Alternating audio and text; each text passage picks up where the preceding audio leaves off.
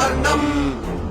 దినకరవదనం తీక్ష్ణం శ్రాకరాళం రం రం రం రమ్య తేజం గిరిచలనకరం కీర్తి పంచాదిభద్రం రం రం రం రాజయోగం